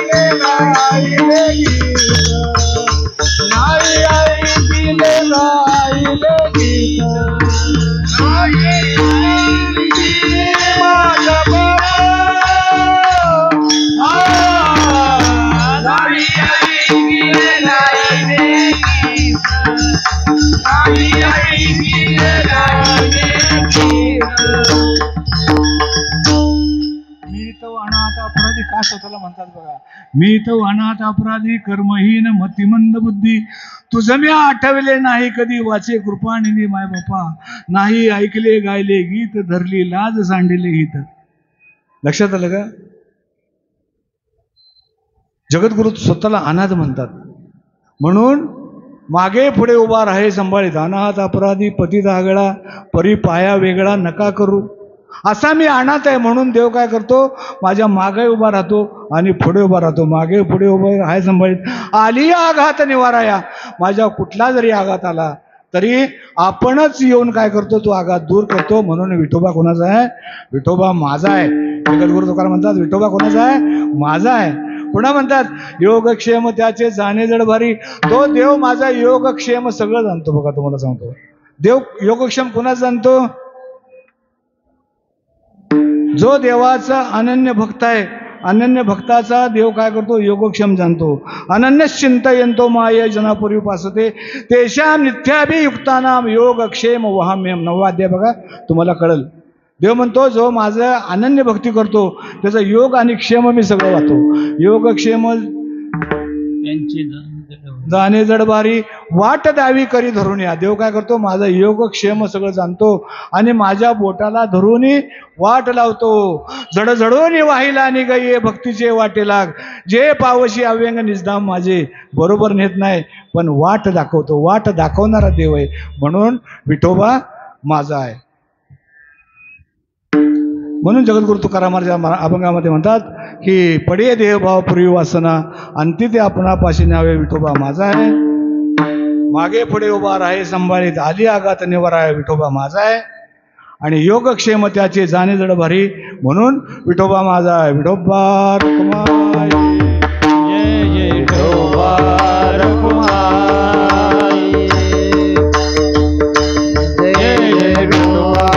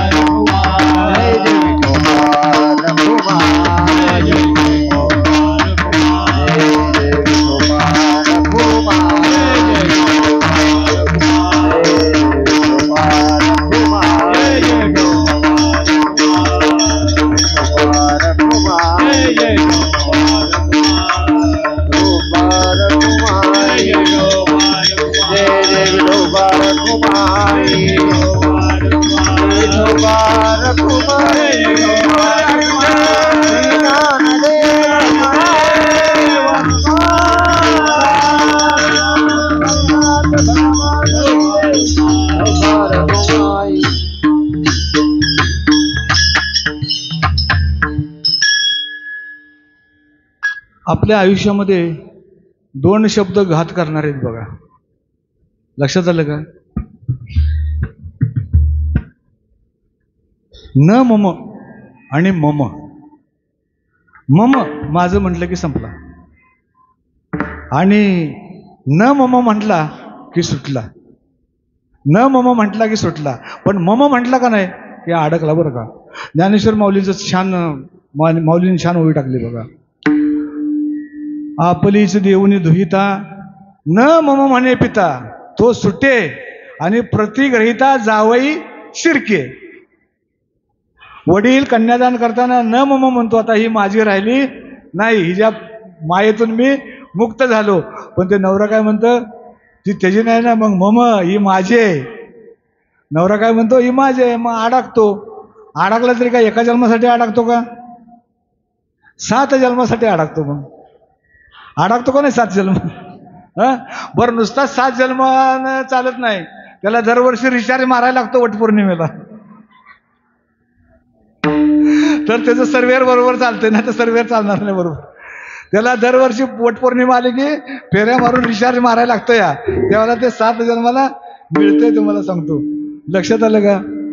तसं आपल्या याच्यामध्ये 3 नाते आहेत बघा. संपवतो, वेळ झालेली आहे खरं, पण थोडंसं चिंतन करतो आणि थांबूया आपण. 3 नाते आहेत. एक नातं मांडलेलं आहे. लक्षात आलं का? एक नातं निर्माण केलेलं आहे आणि एक नातं असलेलं आहे. 3 नाते आहेत. एक नातं मांडलेलं आहे, एक नातं निर्माण केलेलं आहे आणि एक नातं असलेलं नातं आहे. 4थं नातं असलं तर सांगा तुम्ही मला. 3च नाते आहेत. आता मांडलेलं नातं बघूया. सहज आपण एखाद्याला म्हणतो हा माझा मांडलेला भाऊ आहे, म्हणतो का नाही? हा माझा मांडलेला चुलता आहे, हा माझा मांडलेला काका आहे, म्हणतो का नाही आपण? मांडलेला भाऊ आहे म्हटल्यानंतर अर्धी इस्टेट देतो का? अर्धी इस्टेट देतो का? देत नाही. कारण हे नातं काय माहिती आहे का? हे व्यवहाराला आहे. पण विशेषत्वाला हे नातं टिकत नाही, तुम्हाला सांगतो. मांडलेलं नातं टिकत नाही हो. लक्षात आलं का? एक जणाची आई मेली, आई मेल्यानंतर रडायला लागलं मोठ्या मोठ्यानं. आई गेली, माझं छत्र हरवलं, माझं छत्र हरवलं. शेजारच्या आया बाया आपल्या मावश्या जमा झाल्या, म्हणले बाळा रडू नकोस, अरे तुझी आई गेली तरी आम्ही आहे, आम्हाला आई समज, आम्ही आहे तुझी, आम्हाला आई समज. त्याला आनंद झाला, म्हणला एक गेली पण एवढ्या आया मिळाल्या. लक्षात आलं का? आणखीन पुढं कालांतरानं काय दिवस गेले, त्याची बहीण वारली. बहीण वारल्यानंतर ते रडायला लागलं मोठ्या मोठ्यानं, आता मला राखी कोण बांधणार, आता मला भाऊबीजेला कोण ओवाळणार, तुमच्यासारख्या आया बाया गेल्या. म्हणल्या दादा रडू नकोस रे, आम्ही तुझी बहीण होतो, आम्ही तुला राखी बांधतो, आम्ही तुला भाऊबीजेला ओवाळायला येतो. त्याला आनंद झाला, म्हणला एक बहीण गेली, एवढ्या बहिणी मिळाल्या. पुढे जाऊन त्याची बायको मिली. आता पुढचं मीच सांगायला पाहिजे का आपलं तुमचं तुम्ही ओळखाल?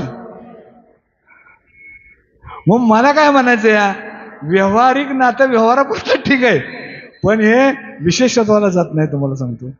व्यवहारापुरतं ठीक आहे, मानायला हरकत नाही, पण ते नातं जात नाही, तुम्हाला सांगतो. आणि मग तसं निर्माण केलेलं एक नातं आहे, मला सांगा तुम्ही, देवानं बायको निर्माण केली का स्त्री निर्माण केली? हो, स्त्री निर्माण केली, बरोबर. देवानं एक स्त्री निर्माण केली, हे निर्माण केलेलं नातं आहे बघा. एक स्त्री निर्माण केली, ती स्त्री कुणाची बायको झाली, कुणाची मावशी झाली, कुणाची आत्ती झाली, कुणाची नणंद झाली, कुणाची आजी झाली, कुणाची पणजी झाली, कुणाची मावसबहीण झाली, काय अनेक प्रकारची एका स्त्रीची नाती लागली, तुम्हाला सांगतोय. ही नाती व्यवहारामध्ये चालतात, पण ही नाती जन्मांतराला पुरत नाहीत. या जन्मामध्ये मी आहे, माझा भाऊ आहे, मी मेल्यानंतर पुढच्या जन्मामध्ये तो माझा भाऊच म्हणून जन्माला येईल याची गॅरंटी नाही, तुम्हाला सांगतो. तसं बायकांचं नाही बरं का, बायकांचं 7 वर्ष असतं, या टेन्शन घेऊ नका तुम्ही. बायकांचं नातं 7 वर्ष असतं. या मला मोठा प्रश्न पडतो कधी कधी, लक्षात आलं का? म्हणजे मी एक टिंगल करावी या हेतून बोलत नाही, तुम्हाला सांगतो. या मी एक सामान्य ज्ञान सांगतो तुम्हाला. ती कोण सावित्री होती, आणि तिचा नवरा मेल्यानंतर वडाच्या झाडाखाली मांडीवरती डोकं ठेवून बसली होती. एवढाच प्रसंग आहे ना, का दुसरा आणखीन काय प्रसंग आहे? ती वडाच्या झाडाखाली बसली होती, यमानं तिच्या नवऱ्याचं पान परत केलं, म्हणून आम्ही काय करतो, वडाला प्रदक्षिणा मारतो. सावित्रीचा परत आला, आपल्यातला कोणाचा परत आलेला ऐकलाय का? एवढ्या फेऱ्या मारून परत आलेला कोणाचा ऐकलाय का? मी तुमच्या भावनेला दुखवत नाही बरं का, तुमची क्षमा मागतो सगळ्यांची. मी तुमच्या भावनेला दुखवावं असं माझं मत नाही, तुम्हाला सांगतो. मी एक बोलण्याचा ओघ म्हणून तुम्हाला सांगितलं. लक्षात आलं का? आपली ती भावना आहे, तो आपला संस्कार आहे, तो आपला धर्म आहे, आपण टिकवला पाहिजे. मगाशी मी बिंबीच्या देठापासून ओरडलो धर्माबद्दल ना, तो आपला धर्म आहे, धर्म टिकवला पाहिजे, तुम्हाला सांगतोय. धर्म टिकला तर आपण टिकू, धर्म टिकला नाही तर आपण कोणीही टिकणार नाही. उद्या ह्या गांधी टोप्या जाऊन डोक्यात गोल टोपी याला महाराज वेळ लागणार नाही. लक्षात आलं का? इतकी वाईट परिस्थिती धर्माची आहे. धर्म सांभाळा बाबांनो. असू द्यात. हे निर्माण केलेलं नातं आहे, हे नातं व्यवहाराला पुरतं पण जन्मजन्मांतराला पुरत नाही. तसं एक असलेलं नातं आहे, ते आत्ताही आहे, मागच्या जन्मात होतं आणि पुढच्याही जन्मात राहणार आहे. ते नातं देवाबरोबरच आहे. आत्ता सुद्धा अंशानं देव माझ्या हृदयामध्ये आहे. जैसा हृदयामध्ये रामू असता सर्व सुखाचा रामू, प्रमाण देऊन सांगतो. तसा देव आत्ता माझ्या हृदयामध्ये आहे. पाठीमागच्या जन्मामध्ये मी समजा एखादा पशु होतो, त्यावेळेला सुद्धा अंशानं जे जे देखे भूत ते ते मानिजे भगवंत, ह्या उक्तीनुसार त्यावेळेला सुद्धा देव माझ्या अंतकरणामध्ये होता. आणि न जाणो पुढच्या जन्माला मी आणखीन कुठल्या जन्माला जाईन, त्यावेळेला सुद्धा देव माझ्याबरोबरच येणार आहे. म्हणजे हे कसं आहे, हे असलेलं नातं आहे, हे चिरकाल नातं आहे, तुम्हाला सांगतो. आणि त्याच्यावर विश्वास ठेवायचा. म्हणून देवाला काय म्हणायचं, माझा म्हणायचं, पांडुरंगाला माझं म्हणायचं. तसं तुकाराम महाराज म्हणले, पडे देहभाव पूर्वी वासना अंती ते आपणापाशी न्यावे. काय मागे पुढे उभा राहे संभाळीत आली आघात निवाराया, योगक्षेम त्याचे जाणे जड भारी वाट जावी करू धरण्या. कारण का तो माझा आहे, म्हणून विठोबाला माझं म्हणावं, विठोबा माझा आहे, जगात माझं दुसरं कोणी नाही, कारण तो माझ्या मागच्या जन्मामध्ये होता, ह्या जन्मामध्ये आहे आणि पुढच्या जन्मामध्ये राहणार आहे. म्हणून त्या पांडुरंग परमात्म्याला माझं म्हणायचं तुम्हाला सांगतो. आणि त्याला माझं का म्हणावं आणि त्याला माझं म्हणण्याचा मार्ग तुम्हाला सांगतो. एकच आहे फक्त, आपल्या घरामध्ये ज्ञानेश्वरी असावी. आहे ना सर्वांच्या घरामध्ये ज्ञानेश्वरी? आहे का? हात वर करा बरं, कोणाकोणाच्या घरात ज्ञानेश्वरी आहेत बघू द्या. बघा, एवढ्या आपण वारीला आलो या, 5-25 हात उभे राहिलेत. किती महाराज लोक आहेत वारीमध्ये? किती? 400 लोक आहेत. ती 40 लोकांचं पण हात वर नाही तर किती शोकांतिक आहे बघा, तुम्हाला सांगतो. अरे ज्याच्या घरामध्ये ज्ञानेश्वरी आहे ना, त्याच्या घरामध्ये आई आहे.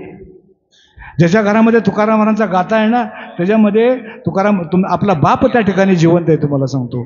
दुसऱ्या देवाला जाऊ नका ना, सकाळी उठा, या ज्ञानेश्वरीचं आणि गाथ्याचं दर्शन घ्या. कुठल्या देवाला जाऊ नका, फक्त गाथ्याचं आणि ज्ञानेश्वरीचं दर्शन घ्या. देव तुमच्या घरातच आहे, तुमच्या घरात देव राहणार आहे.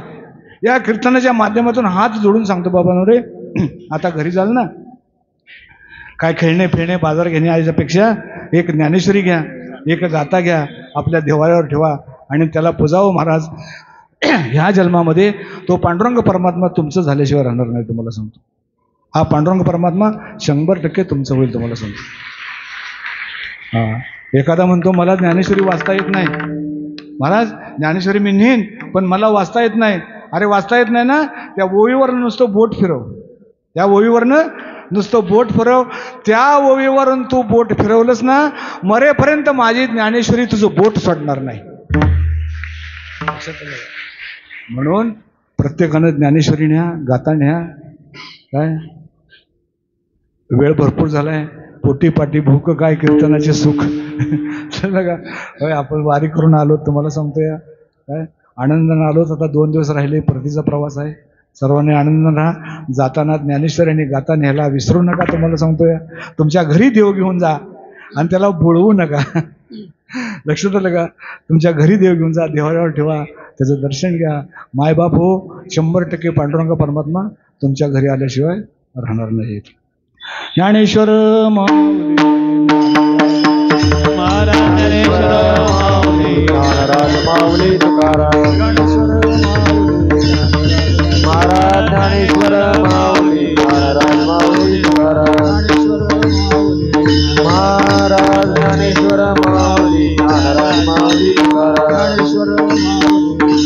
महाराज ज्ञानेश्वर माऊली, महाराज माऊली तुकाराम, ज्ञानेश्वर माऊली, महाराज ज्ञानेश्वर माऊली, महाराज माऊली तुकाराम. या ठिकाणी बऱ्याच वर्षानंतर दिंडीमध्ये कीर्तनाचा योग आला. शेवटचं कीर्तन मी आपल्या जागेत केलं होतं, आठवते ना? तो अभंगी माझ्या अजून लक्षात आहे. अवघाजी संसार सुखाचा करीन अभंग घेतला होता. बरीच लोक आपली दर्शनाला गेली होती, दशमीचं माऊलीच्या दर्शनाला, पण तसं आपण जेवढे होतो तेवढ्याने आपण त्या ठिकाणी कीर्तन केलं होतं. तसं उपरीचं आणि माझं नातं फार जवळचं, तुम्हाला सांगतो. आपले नूतन अध्यक्ष देशपांडे महाराज पहिल्यापासून मी जसा उपरी दिलेला आहे ना, बरीच मंडळी आहेत लक्षात का, विनेकरी हे बेनाडीचे आहेत, लक्षात आलं का? परंतु बेनाडीच्या 200 माणसाची दिंडी असताना सुद्धा महाराज आपली दिंडी सोडली नाही. हे आपलं भाग्य आहे, तुम्हाला सांगतो. हे आपलं सगळ्यांचं भाग्य आहे, तुम्हाला सांगतो. महाराजांचं वय बघा, लक्षात आलं का? पण एक पांडुरंगाचा ध्यास, एक परमार्थाचा ध्यास त्यांच्याकडे एवढा मोठा आहे, तुम्हाला सांगतो. त्यांची माझी बेनाडीमध्ये गाठ पडली होती. म्हणले महाराज मी काय येणार नाही. म्हटलं मला माहित आहे, तुम्ही पुढचं बोलूच नका. म्हणलं मला माहित आहे तुम्ही उपरीच्या दिंडीतनं जाणार आहे, तुम्हाला सांगतो. काय असू द्या, या निमित्तानं तुमच्या सर्वांचं दर्शन झालं. काकी आता काकीनं ओळख पटली बघा. काय होय, ते काकींचं भारूड मला लय आवडतं, तुम्हाला सांगतो. मी भागवत कथाकार आहे. मी भागवत कथेमध्ये नेहमी तुमचं भारूड म्हणत असतो. या काय यमाई माझं नाव, निरोप सांगवय आले यमाई माझं नाव. तुमचं भारूड मी नेहमी आमच्या भागवतामध्ये म्हणत असतो ना मला. लक्षात आलं का? अशी बरीच ह्या सगळ्या काक्या वगैरे सगळ्या परिचय आहेत. आता कोणाची नावं घेऊ, बसलेली सुद्धा मंडळी बरीच परिचय आहेत, तुम्हाला सांगतो. हे समोरचे टोपीवाले बसले तर काय पहिल्यापासून परिचय आहेत. असू द्या. घोरपडे सरकारांच्या मागे जी दिंडी चालवण्याचं महान कार्य जे चाललेलं आहे, काय फार महाराजांना सुद्धा धन्यवाद द्यावे तेवढं थोडंच आहे तुम्हाला सांगतोय. आणखीन त्यांचे सहकारी असतील, माणकापुरे महाराज असतील, बाळासाहेब जाधव असतील, काय चंदू दादा विभूती असतील, आमचे गोंधळी महाराज असतील, भरपूर लोक आहेत. लक्षात आलं का? त्यामुळं हा जो वसा चालू आहे ना, तो वसा अखंडित चालावा. लक्षात आलं का? हा वसा अखंडित चालावा. कुणी असो अगर नसो, काय, परंतु हा पंढरीचा वसा आपल्या हुपरी गावातून चालावा. बरीच स्थित्यंतर झाली, सगळी स्थित्यंतर मला माहीत आहेत, पण आता मी ही सांगण्याची जागा नाही, थोडं सांगतो. काय असू द्यात. आजचे टाळकरी मंडळी, हुपरीचे फक्त एकटे सुरेश महाराज उभे आहेत. शोकांतिका आहे काय महाराज? म्हणजे महाराज हा हुपरीची शोकांतिका नाही ना, काय असं नको. लक्षात आलं का? टाळकरी मंडळी, मृदुंगमणी तिथं आमच्या फार परिचय आहेत, त्यांना काय सांगा नको. महाराज सुरुवात